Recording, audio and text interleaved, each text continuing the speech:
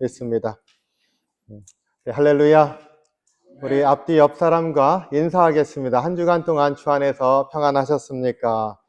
주님의 축복이 늘 함께 하시길 바랍니다. 같이 인사합니다.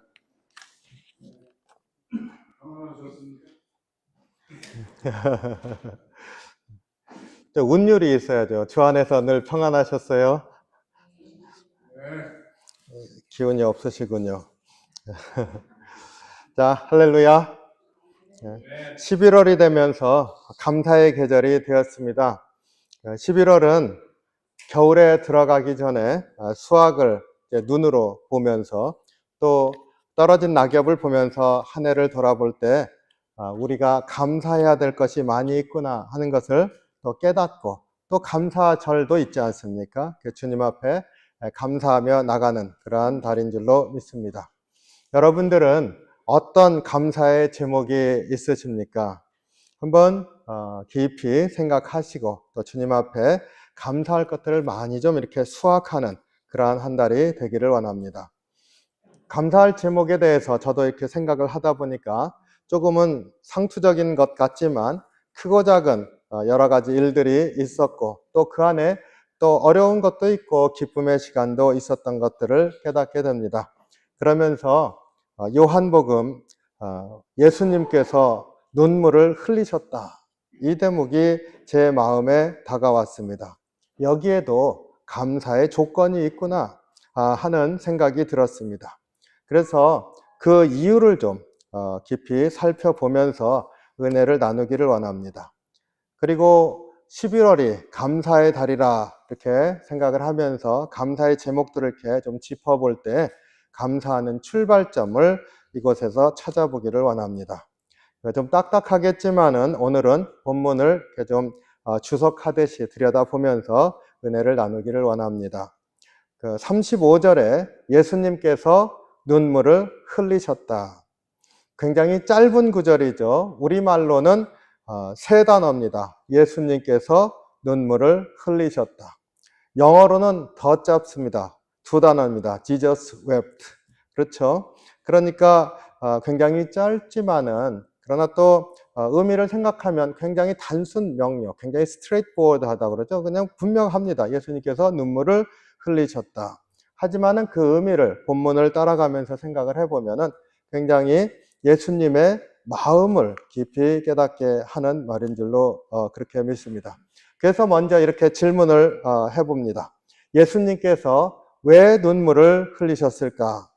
본문의 이야기를 쭉 읽어보면 그 이유는 그냥 쉽게 알 수가 있습니다. 배경을 얘기해주고 있기 때문이죠. 한마디로 얘기를 하면 나사로가 죽었기 때문입니다. 그리고 우리가 잘 아는 것처럼 나사로는 마르다와 마리아의 오빠지 않습니까? 이 남매들을 예수님께서 굉장히 깊이 사랑했다, 아꼈다 이렇게 말을 하고 있습니다. 11장 5절이죠. 요한이 전해주는 말은 예수께서 본래 마르다와 그 동생과 나사로를 사랑하시더니 이렇게 언급을 하고 있습니다. 그러니까 굉장히 길게 설명하지 않습니까? 일일이 한 사람 한 사람을 언급하면서 예수님께서 그들을 사랑했다. 그런 나사로가 죽은 거죠. 그런데 예수님께서 멀리 계실 때 죽었다 그랬습니다. 굉장히 안타까운 상황이 벌어진 것이죠. 예수님께서 남매들이 살고 있었던 곳에 베단입니다. 가려고 했습니다. 너무나 사랑하기 때문에 이제 가려고 했죠. 제자들이 말렸습니다. 이건 또 무슨 일입니까? 이유를 제자들이 얘기를 합니다. 예루살렘에서 최근에 예수님을 돌로 쳐서 죽이려고 했지 않습니까? 그런데 베다니는 예루살렘에서 2마일 정도, 한 5리 정도 떨어져 있다. 성경은 5리밖에 떨어지지 않았다. 이렇게 말합니다. 예수님께서 가시겠다고 하니까 우리 의심 많은 제자, 도마, 이렇게 알고 있는 그 도마 아닙니까? 저는 이 대목 때문에 도마를 전혀 다르게 생각하게 되었습니다. 그 의심 많은 도마가 용기 있게 얘기를 합니다. 16절이죠. 우리도 주와 함께, 주님과 함께 죽으러 가자. 도마의 용기를 볼 수 있는 대목이지 않습니까? 예수님께서 가시면 혹시 죽을 수도 있는 그런 상황이라는 겁니다. 예루살렘 근처이기 때문에. 그런데 도마가 용기 있게 우리 같이 가서 같이 죽자 이렇게 얘기합니다. 저는 이 대목이 굉장히 마음에 와닿습니다. 근데 도마의 용기를 얘기해 주고자 요한이 이 말을 쓴 게 아니죠. 그만큼 베다니로 가는 게 위험했다는 것을 알려주고 있습니다. 그 말은 예수님께서 베다니로 가야겠다 이렇게 말씀하셨을 때 그 마리아, 마르다 그리고 나사로에 향한 그 사랑이 얼마나 깊었는지를 보여주는 것이기도 합니다. 또 예수님께서 그 베다니로 가서 처음 만난 게 마르다입니다. 그럴 때 우리가 잘 아는 것처럼 부활에 관한 가장 중요한 부활절마다 우리가 다시 한번 돌아보게 된 그 말씀을 하십니다. 그리고 마리아가 있는 집에 와서 마리아와 그곳에 함께 온 유대인들을 보았습니다. 그들이 비통함 가운데 있었다 이렇게 전해줍니다. 그러니까 예수님께서 왜 우셨을까? 이들의 비통함을 보시고 그들의 슬픔을 보시고 눈물을 흘리신 것이죠. 그러니까 예수님이 눈물을 흘리신 이유를 쉽게 알 수 있습니다. 예수님께서 우신 이유는 슬퍼하는 이들을 보면서 그들의 마음을 아시기 때문에 같이 슬퍼하시면서 우신 것이다 이렇게 볼 수 있죠. 예수님의 눈물은 그들과 함께 하시는 것, 슬픔에 처한 이들과 함께 하시는 것을 보여주는 것입니다. 하지만 이렇게만 생각해도 굉장히 큰 은혜인데 요한이 전해주고 있는 예수님의 눈물 흘리시는 장면을 설명하는 말들, 그 단어들, 그것을 들여다보면 굉장히 깊은 주님의 마음을 깨닫게 됩니다. 마리아도 울고 있었고 그곳에 있었던 사람들이 울고 있었습니다. 그 33절에 이들이 울고 있었다라고 하는 표현을 원래 성경 언어가 그릭 헬라어지 않습니까? 헬라어로 표현을 하고 있는데 예수님이 우셨다는 것과 다른 단어를 쓰고 있습니다. 마리아와 사람들이 우는 모습은 칼레이오라고 하는 단어를 쓰고 있는데 그 33절에 예수께서 마리아가 우는 것과 또 함께 온 유대인이 우는 것을 보시고 우는 것과 우는 것을 보시고 여기에 두 단어가 동일합니다. 칼레오라고 하는 것을 두 번이나 쓰고 있는데 이것은 대성통곡하는 거예요. 그 안에서 소리 지르면서 우는 겁니다. 그러니까 그들의 슬픔이 얼마나 컸는지를 보여줍니다. 근데 이것에 비해서 예수님께서 마리아와 사람들이 우는 것을 보시고 거기에 따라서 눈물을 흘리시까지 그 예수님의 마음을 표현하는 두 개의 단어가 나와 있습니다. 그러니까 한마디로 하지 않고 예수님이 우시는 것, 예수님의 마음을 표현하는 단어가 두 개가 나옵니다. 첫째로 그 33절과 38절에 비통히 여기셨다라고 하는 것, 그들이 우는 것을 보시고 비통히 여기셨다, 애통하게 여기셨다, 이 마음 표현하는 단어가 하나 나오고 두 번째로 35절에 눈물을 흘리셨다, 이 표현이 나옵니다. 이 두 개의 표현이 굉장히 절묘합니다. 첫 번째로 33절과 38절에 두 번에 걸쳐서 비통히 여기셨다. 우리말은 그렇게 표현이 되어 있는 그 원래 헬라어는 에네브리메사토라고 하는 단어인데 그 단어는 중요한 게 아니죠. 그 단어가 갖고 있는 의미입니다. 내면 속에서 격하게 움직이는 것, 혹은 분노가 치밀어 오르는 것, 크게 떨리는 것, 이러한 의미를 가지고 있습니다. 그러니까 심령 깊은 곳에서부터 격동하는 그러한 감정이 있는 거죠. 그리고 그것은 어떤 의미에서는 굉장히 화가 나는 정도까지 일어나는 그런 격한 감정을 나타내는 단어입니다. 그러니까 예수님께서 그들이 애통하면서 우는, 큰 소리 내서 우는 그들을 보시면서 가지신 그 마음이 두 번이나, 그러니까 계속 그 마음 상태에 있는 거죠. 속에서 격정적인 어떤 그런 것이 움직이고 있는 겁니다. 그 무엇이에요? 나사로의 죽음이라고 하는 현실, 인간이 죽을 수밖에 없는 현실, 그리고 죽을 수밖에 없는 현실이 세상에 오게 된 이유, 죄로 떨어진 인간의 삶이지 않습니까? 그런 인간의 사람의 그 현실 가운데서 그 나사로가 그 안에서 죽어 있는 것으로 인하여서 내면에서 격정적으로 일어나는 것, 어떤 의미에서는 그 죄나 이런 상황에 대한 분노 같은 것들이 일어나는 것이죠. 그러면서 동시에 마리아와 그 사람들의 고통에 깊이 괴로워하시는 그런 마음을 표현하고 있는 단어입니다. 그러니까 성경에서 바로 이러한 그 예수님이 아주 깊이 애통하면서 굉장히 마음 아파하시는 그러한 표현이 그 번역되어진 것들에 그대로 잘 나타나 있습니다. 영어 번역이 좀 더 우리 한국말은 이미 아니까 우리에게 전해주는 뉘앙스가 아주 비슷합니다. 우리 NRSV라고 우리 그 NIV, RSV 많이들 보는 것 중에 하나입니다. 전통적인 번역이 있는데 여기에 보면 He was greatly disturbed 그렇게 돼 있어요. In spirit. 그 심령이 disturb 됐다는 거 아시죠? 그리고 deeply moved. 그 심령 안에서 깊은 움직임이 있는 겁니다. 그리고 킹 제임스 버전이 고전적인 번역이지 않습니까? 거기에 he groaned 그랬어요. in the spirit. 그러니까 괴로워하는 거, 신음해하는 거 그런 거죠. and was troubled. 그것 때문에 마음이 아팠다는 거지 않습니까? 현대인의 성경은 이것을 종합해서 아주 이렇게 쉽게 a deep anger, 화나는 거지 않습니까? welled up within him. 그 안에서 솟아난다는 거죠. 화가.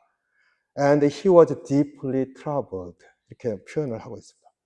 그러니까 이 표현들이 전부 다 그 단어를 잘 설명해 주고 있어요. 그 안에서 내면적으로 격정이 일어나는데 그것이 한편으로는 그 상황에 대한 분노와 한편으로는 그들에 대한 연민으로 격정적으로 예수님께서 반응하시는 그 응답하시는 그러한 모습을 보여줍니다.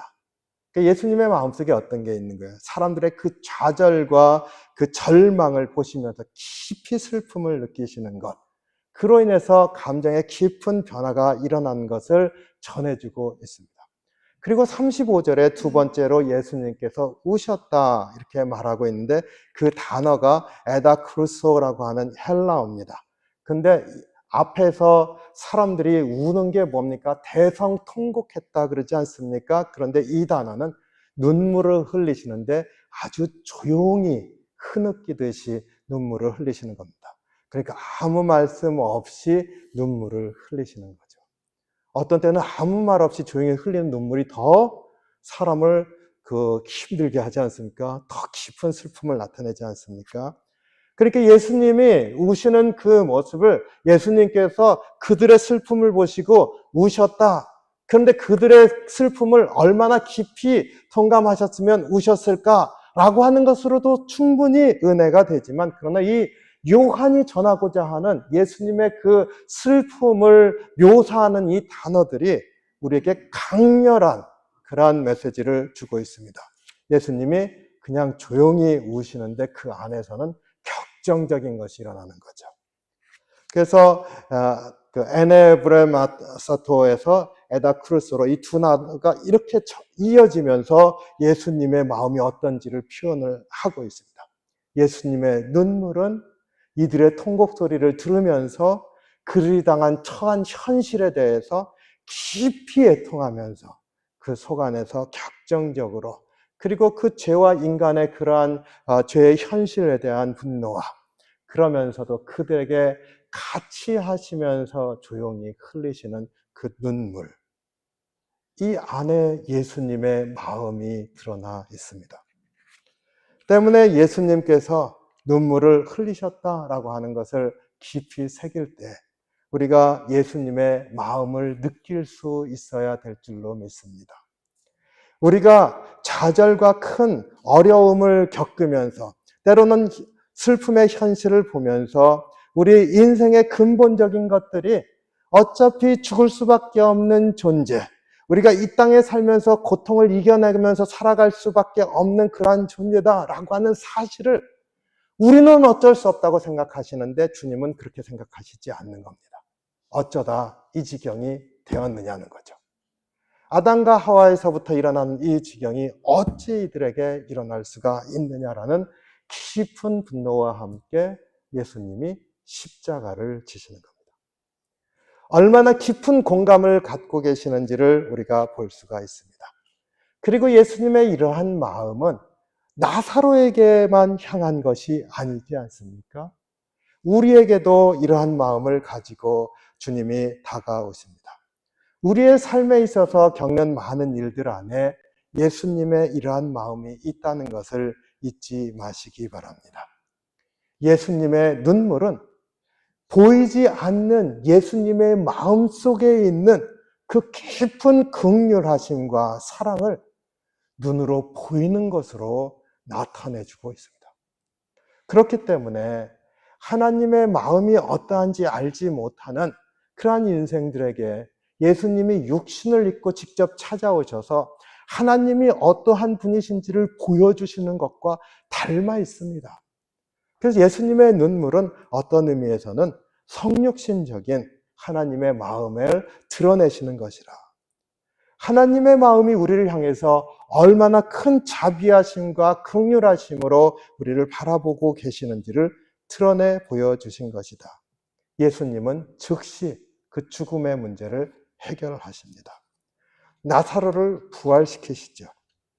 아직 당신 자신의 십자가의 죽음이 앞에 있는데 부활이 아직 경험되어지지 않았는데 나사로를 먼저 살리십니다.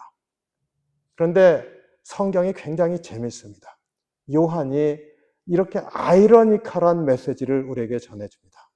나사로를 긍휼하신 마음으로 즉시 살리셨는데 이것이 예수님을 죽음으로 내모는 구체적인 이유가 됩니다. 아이러니하지 않습니까? 예수님이 나사로의 죽음을 보고 그것으로 애통해야 하는 그러한 사람들을 보고 그 사랑하는 이들의 고통과 슬픔을 덜어주고자 즉시 살리셨는데 그들을 살리신 그 일로 예수님이 죽음의 길로 내몰리십니다. 47절로 50절 제가 그냥 쭉 읽어보겠습니다. 이에 대제사장들과 바리새인들이 공회를 모으고 이르되 이 사람이 많은 표적을 행하니 우리가 어떻게 하겠느냐? 만일 그를 이대로 두면 모든 사람이 그를 믿을 것이요 그리고 로마인들이 와서 우리 땅과 민족을 빼앗아가리라 하니 그 중에 한 사람 그 해의 대제사장인 가야바가 그들에게 말하되 너희가 아무것도 알지 못하는도다. 한 사람이 백성을 위하여 죽어서 온 민족이 망하지 않게 되는 것이 너희에게 유익한 줄을 생각하지 아니하는도다 하였으니 그러니 예수님을 죽이자라는 얘기를 대제사장 가야바가 제안을 하게 됩니다. 예수님은 사람들의 애통함을 긍휼히 여기셔서 그 죽음의 문제를 해결하셨는데 그게 예수님 당신 자신의 죽음의 구체적인 이유가 됩니다. 우리를 살리시고 죽음의 길로 내몰리시는 예수님의 모습을 보게 됩니다. 우리에게 진정한 생명을 주시기 위해서 생명을 주시고 당신 자신이 죽는 거죠. 그리고 부활하심으로 우리에게 그 생명은 꺼지지 않는 것임을 확증하셨습니다. 예수님의 눈물은 우리의 고통과 죽음의 현실에 깊이 참여하면서 함께 하시는 예수님을 보여주는 것이고 그것은 우리에게 이렇게 말을 걸어옵니다. 내가 너희를 안다. 내가 너희의 고통을 안다. 내가 너희의 힘든 것을 안다. 두 번째로 내가 진정으로 너와 함께 한단다. 내가 너와 함께 한다. 세 번째로 내 생명을 너희에게 준다. 예수님의 눈물은 우리에게 그렇게 말씀하고 있습니다. 우리가 이 계절에 감사하기를 원할 때 무엇을 감사해야 될까? 무엇을 감사해야 되겠습니까? 감사의 출발점이 어디입니까? 우리에게 무슨 일이 있었나? 좋은 일이 있었나? 나쁜 일이 있었나? 우리 감사할까 하면은 올해 평범해서 별다른 게 없었습니다. 그러나 주님의 이 긍휼하신 마음을 알 때 우리는 감사의 출발 지점이 우리 삶에서 무슨 일이 있었나가 아니라 우리를 바라보시는 주님이 어떤 마음이셨나에서부터 시작할 겁니다. 주님이 우리를 어떤 마음으로 바라보고 계시는지, 우리를 어떻게 생각하고 계시는지가 우리가 감사할 것의 출발점이라는 것을 잊지 마시기 바랍니다.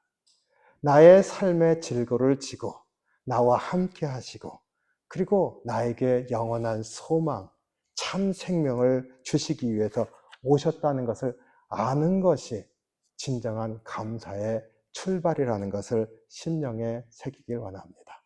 그래서 11월 한 달 동안에 감사의 제목을 찾되 주님의 마음을 먼저 찾는 은혜가 있으시기를 주님의 이름으로 축원합니다. 기도하겠습니다. 사랑이 많으신 주님, 우리의 삶 가운데 어렵고 힘든 일들이 많이 있습니다. 그로 인해서 우리가 잊을 때가 있습니다. 주님, 그로 인해서 감사할 것이 없다 생각할 때도 많이 있습니다. 그러나 우리의 진정한 감사가 우리에게 주의 생명이 있다는 것을 아는 것이라는 것을 다시 한번 우리 심령에 새기면서, 지금 우리의 삶에 진정한 축복이 무엇이고 진정한 감사가 어디에서 나와야 하는지를 깨닫게 하여 주시옵소서. 그래서 우리의 삶 가운데 참으로 감사와 찬양을 주님께 올려드리는 은혜가 있게 인도하여 주시옵소서. 주님 감사합니다. 찬양 받으시옵소서. 예수님 이름으로 기도하옵나이다. 아멘.